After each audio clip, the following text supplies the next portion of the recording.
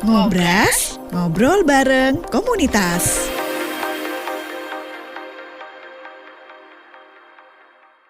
Assalamualaikum, selamat malam pendengar Pro 1 dan pemirsa RRI Sumeneb. Kembali berjumpa dengan saya Marsuki di Ngobras, ngobrol bareng komunitas. Pendengar, kali ini, malam ini, di studio telah hadir dari Rumah Literasi Sumeneb.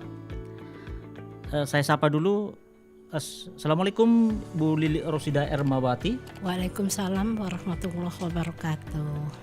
Pendengar, malam ini, malam yang sekian kali kita berjumpa di acara Ngobras, ngobrol bareng komunitas pendengar RRI Net Sumeneb.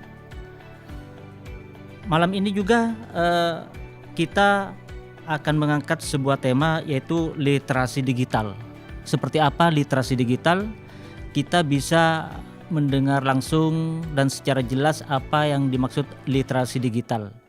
Bu Lili, Mas. Ya, begini Bu, ya apa yang dimaksud literasi digital itu sebenarnya, Bu? Nah, kalau secara sederhananya sih literasi digital itu adalah kemampuan ya, kemampuan individu dalam hal ini bagaimana dia bisa mengelola ya, mengelola juga mengimplementasikannya. Contoh kecil HP misalnya, kalau dulu barangkali diawali oleh HP yang nikdut ya, iya benar Bu. Kemudian internet yang kemudian luar biasa dengan warnet-warnetnya, dan juga akhirnya sekarang mengarah kepada HP Android. Android. Bagaimana orang itu bisa bisa mengetahui, bisa memahami, kemudian melakukan dengan barang-barang itu ya, dengan media itu, sehingga media itu nanti pada intinya bisa memberikan bisa memperkuat kompetensi pada dirinya. Itu sebenarnya sih secara luas ya.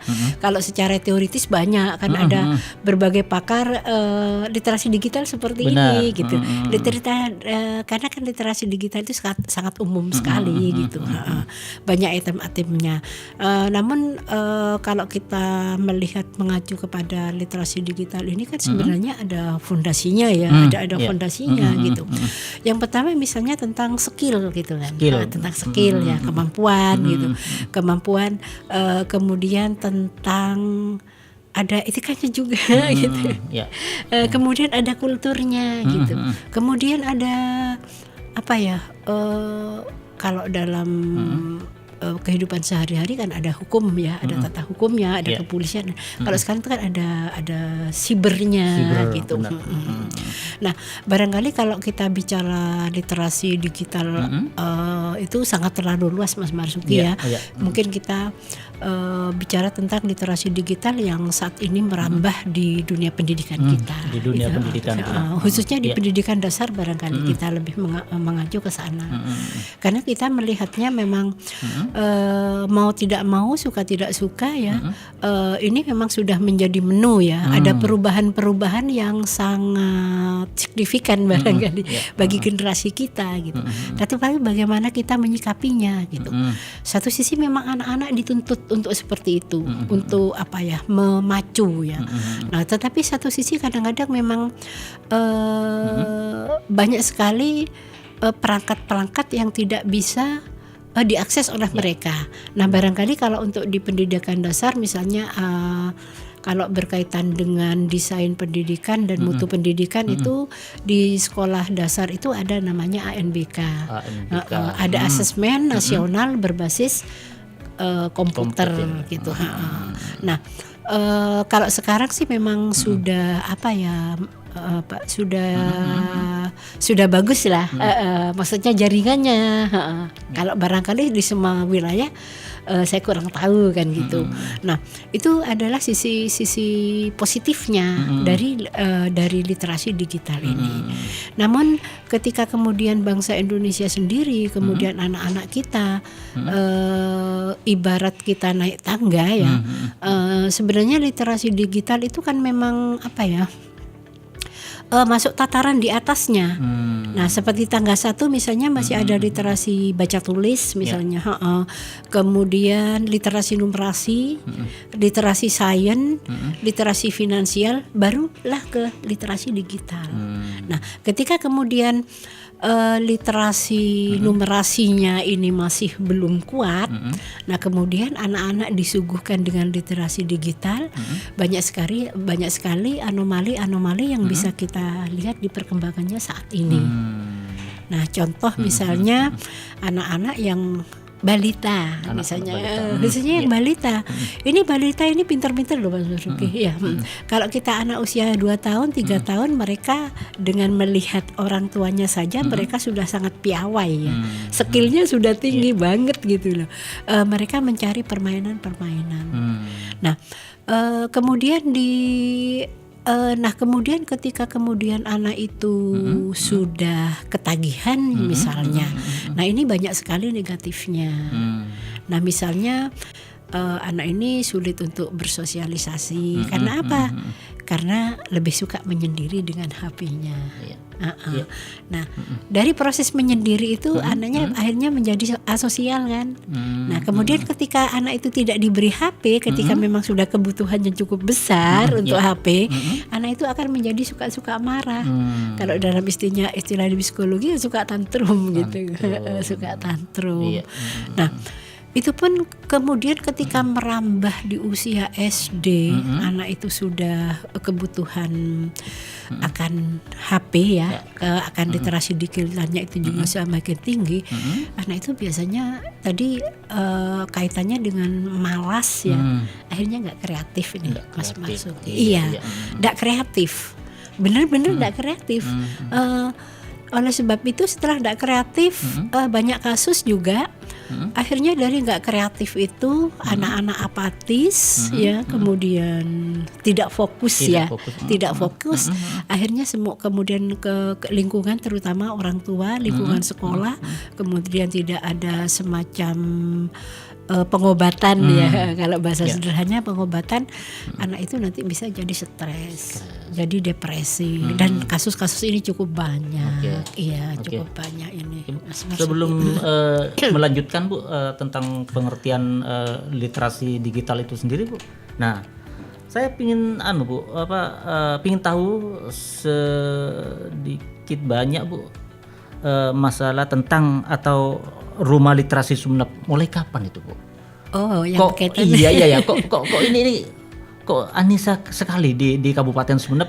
Biar para pendengar Pro 1 ini Sumeneb Bu juga bisa tahu tentang rumah literasi Sumeneb Bu. Seperti apa ini Bu? Rumah literasi Sumeneb itu didirikan pada tanggal 11 bulan 11 tahun 2016. Dan kemudian kami mempunyai program-program yang salah satunya juga dengan RRI ya, yang sampai saat ini berjalan. Dulu ada program pengembangan potensi bakat seni anak yang namanya Eksaina. Dan alhamdulillah dulu pernah meraih juara 2 nasional. Benar. Nah, kalau sekarang Idola. Bahkan kami juga dulu pernah mengasuh acara khusus rumah literasi. Jadi mendatangkan narasumber yang kompeten. Karena sekarang semuanya kan kaitannya semuanya literasi nih. Literasi finansial itu sekarang dimulai di bank-bank gitu. Nah, keberadaan kami memang pada intinya kami ingin memberikan, kami itu belajar ya, moto kami belajar kemudian berkarya dan berbagi. Ya. Jadi kami itu memang mengkhususkan ke arah sana.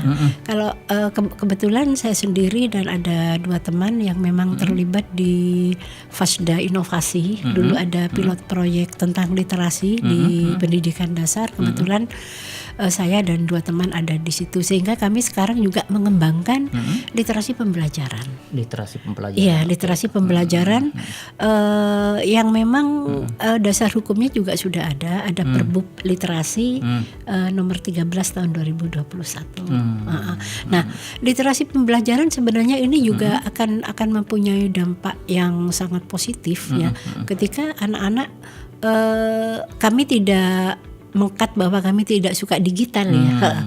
Tetapi di literasi pembelajaran ini anak-anak diajarkan untuk menulis ya sejak awal. Nah, karena misalnya di kelas 1, kelas 2, kelas 3 ini jenjangnya kan beda. Jadi disesuaikan dengan kemampuan anak. Jadi kemampuan anak.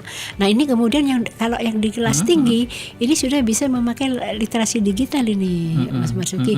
Misalnya pakai Canva, pakai ini. Tapi itu kami khususnya di kelas tinggi untuk literasi digitalnya. Perkembangannya Bu, perkembangannya sampai saat ini seperti apa?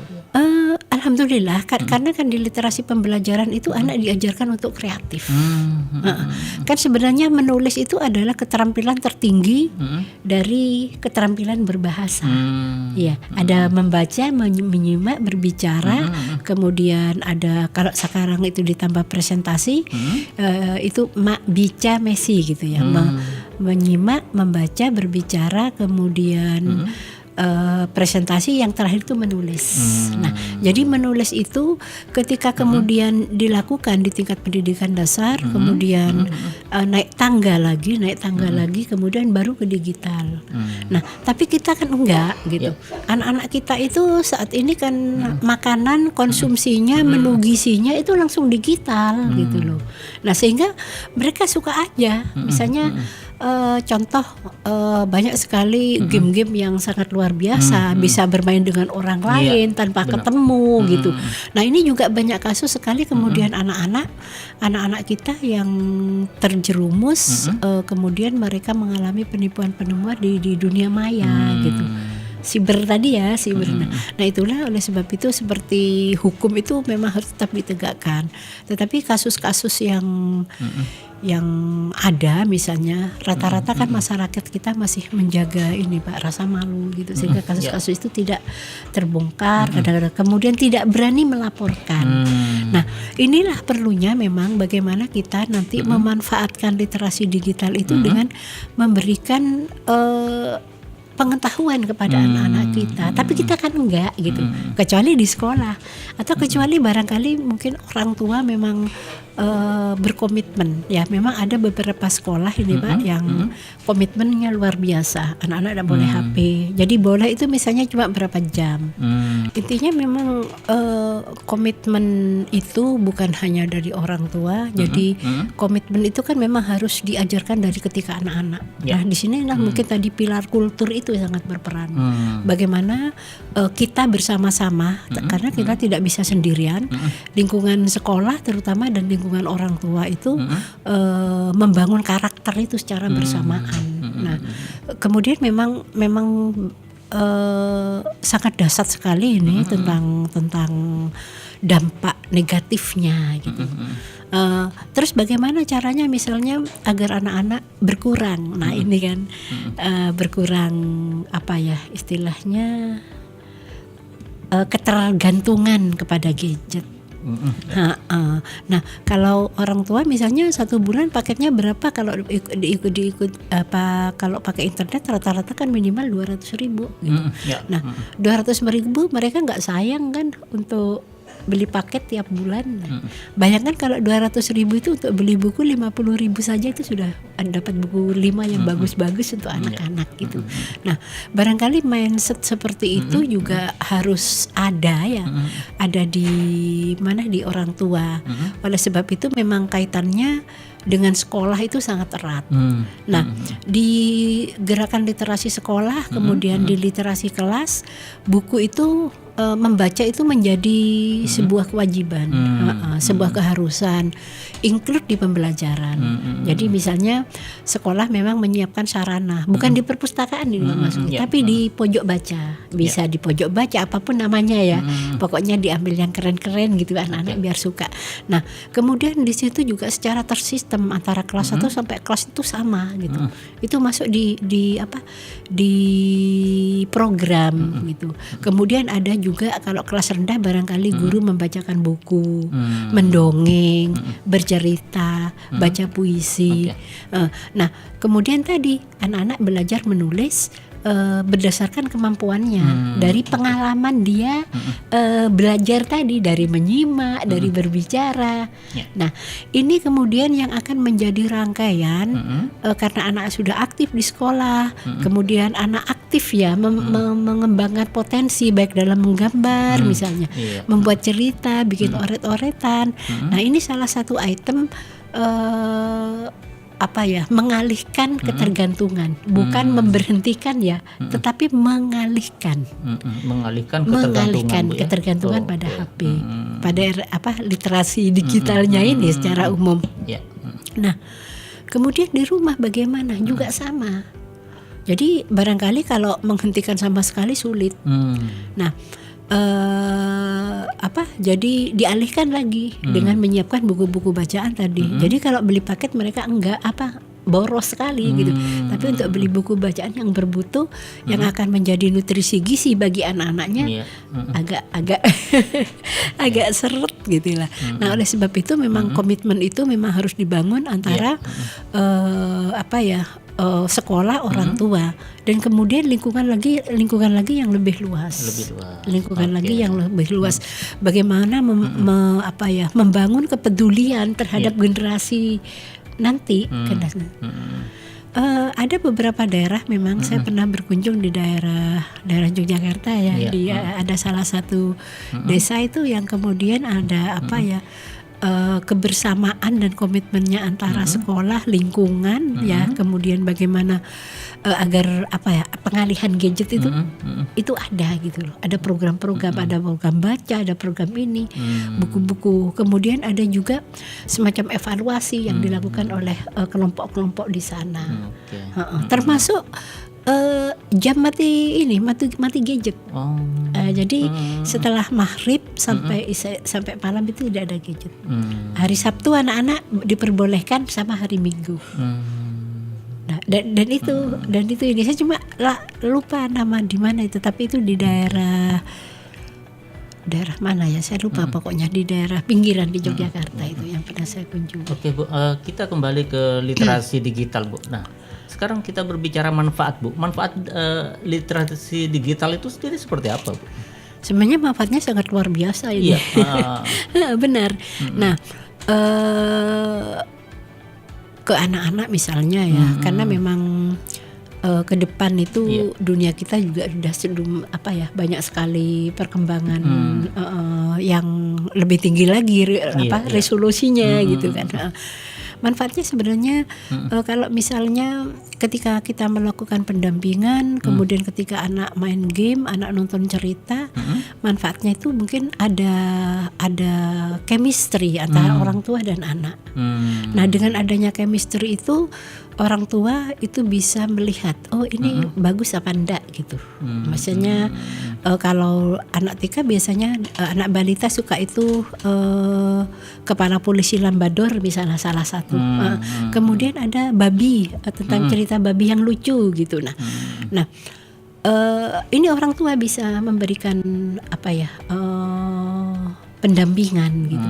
Termasuk ketika mereka belajar dari sekolah misalnya, anak itu jangan dilepas, maksimal anak itu kuatnya cuma 20 menit sampai 30 menit, setelah itu mereka main game. Nah, kalau tidak ada pendampingan, maka manfaat itu tidak bisa diambil. Nah, ketika orang tua itu peduli, maka manfaatnya akan bisa diambil. Nah, kalau secara luas barangkali banyak ibu-ibu sekarang yang kreatif ya, yang jualan online, kemudian belajar dari YouTube, kemudian mereka itu salah satu manfaatnya. Juga cari orang hilang apapun banyak sekali manfaatnya. Tapi kalau ketika masih anak-anak dalam perkembangan di pendidikan dasar, ya itu tadi. Manfaat itu akan tercapai ketika ada orang tua cawe-cawe untuk tidak membiarkan anak itu berlama-lama di gadget. Soalnya anak-anak seperti itu memang. Jadi mereka paling pas setengah jam itu sudah sangat kuat. Mereka sibuk main game.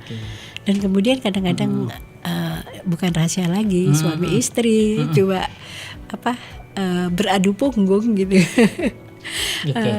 Karena mereka cari hiburan. Jadi komunikasi yang chemistry tadi itu sudah memang mulai sangat berkurang seperti itu. literasi digital yang bisa diterapkan di dunia pendidikan itu literasi apa, Bu? Kira-kira, Bu? Ya sebenarnya kan berhubungan dengan literasi sains ya. Kemudian bagaimana mengembangkan potensi ya. Contoh misalnya kalau lomba-lomba sekarang kan tidak langsung penilaiannya pakai YouTube, pakai apa itu. Nah itu kan bisa salah satu contoh pengeterapannya. Kemudian ketika ulangan. Nah, banyak guru sekali sekarang sekolah-sekolah yang melakukan mereka pakai HP. Jadi salah satu manfaatnya guru itu ndak secara manual ya, nggak capek ya, karena langsung nilai itu langsung sudah ada. Siswa juga sudah tahu nilainya itu sudah berapa. Jadi mereka bisa kemudian berkomunikasi membicarakan tentang kelemahan siswa yang langsung bisa diketahui juga oleh orang tua. Itu juga salah satu manfaatnya di dunia pendidikan. Banyak Mas Uki. Cuma memang bagaimana kita benar-benar bisa memanfaatkan gitu, bisa memanfaatkannya gitu sesuai kebutuhan kita tentunya. Oke. Berlanjut Bu, ini masalah literasi digital Bu, pada saat ini Bu, ini melihatnya seperti apa terhadap anak-anak kita Bu? Maksudnya? Ya perkembangan digital seperti yang saat ini untuk anak-anak pemula ini seperti apa Bu? Sebenarnya itu saya rasa cukup seperti benang kusut ya. Kalau orang Jawa bilang kayak susur gitu. Sekarang susur udah ada itu orang yang Minang itu. Jadi tetapi kalau kita melihat dari sisi negatif terus, nggak ada sisi positifnya gitu. Nah keberadaan literasi digital itu memang sudah sebuah keniscayaan ya, nggak bisa ditawar-tawar lagi. Oleh sebab itu para guru, para orang tua memang harus betul-betul bisa memberikan pengetahuan dan pemahaman yang konkret tentang masalah tentang manfaatnya. Nah, sebenarnya kalau sekarang ini kan itu kan tidak bisa hanya dibahasakan. Jadi itu melalui perilaku, melalui sikap yang saat ini barangkali di kurikulum Merdeka itu juga sudah menjadi salah satu item. Misalnya ada beberapa item di profil pelajar Pancasila. Contohnya yang di P5 bangunlah jiwa dan raganya. Nah, di sini secara tersistem itu dilakukan bagaimana anak-anak dari kelas 1 sampai kelas 6 nanti membangun jiwa dan raganya melalui proses pembelajaran. Jadi termasuk di situ proses pembentukan karakter juga. Nah, ada bagaimana mereka bisa mengetahui tentang dirinya, tentang reproduksi misalnya, tentang bagaimana mereka bisa menjadi orang yang jujur, anti korupsi, anti narkoba. Nah, item-item materinya di situ yang kemudian include ya, istilahnya include dalam sebuah pembelajaran. Itu sudah memang desain pendidikannya sih dari dulu sudah ada. Cuma kan barangkali pemahaman dan salah kaprah barangkali ya Pak Marzuki ya. Pak Marzuki salah kaprahnya dari orang tua, dari mana? Dari para guru barangkali yang lebih mengedepankan kepada pengetahuan. Karena di awal-awal dulu kan kita orang pinter, orang cerdas itu kalau nilai IPA-nya 10 gitu. Nah, setelah kurikulum 2013 itu sudah lebih banyak mengarah kepada karakter. Dan saat ini juga lebih banyak mengarah kepada karakter.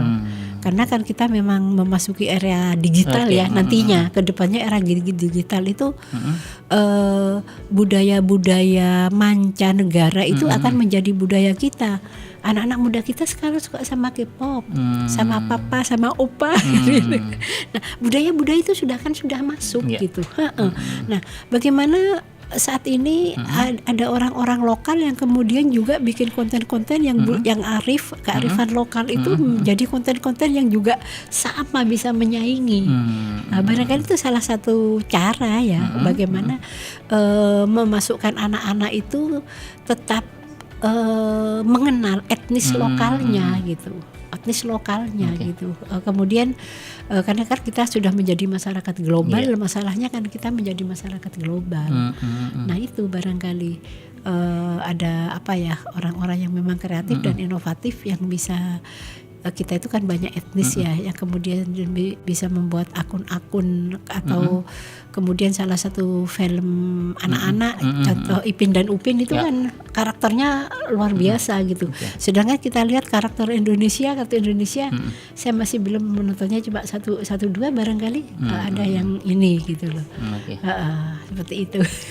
Oke, terakhir Bu ya. Monggo. Ibu sendiri ada di dalam Rumah Literasi Sumeneb, Bu. Nah, seperti apa harapan-harapannya Ibu ke depan?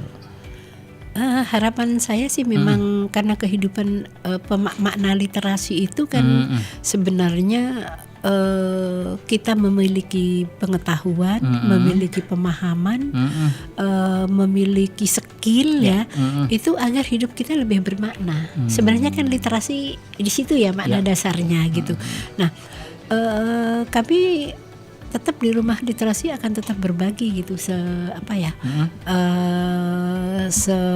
sepanjang teman-teman kami di tim itu kuat ini akan tetap berbagi, karena kan tidak ada kata purna gitu dalam kita berbagi, karena memang salah satu item penting sekarang itu ada literasi dengan banyak cabangnya itu.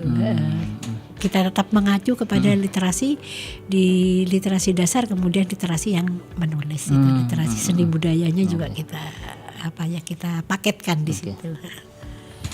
Oke pendengar Pro 1 RRI Sumeneb dan pemirsa RRI Net, itulah bincang-bincang saya bersama Ibu Lili Rosida Ermawati. Beliau berada di tengah-tengah Rumah Literasi Sumeneb.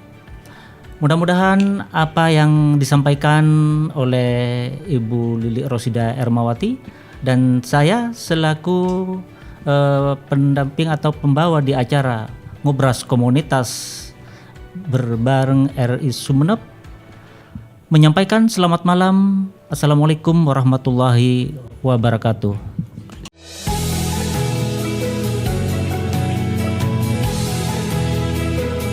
Sampai jumpa di Ngobrol Komunitas selanjutnya.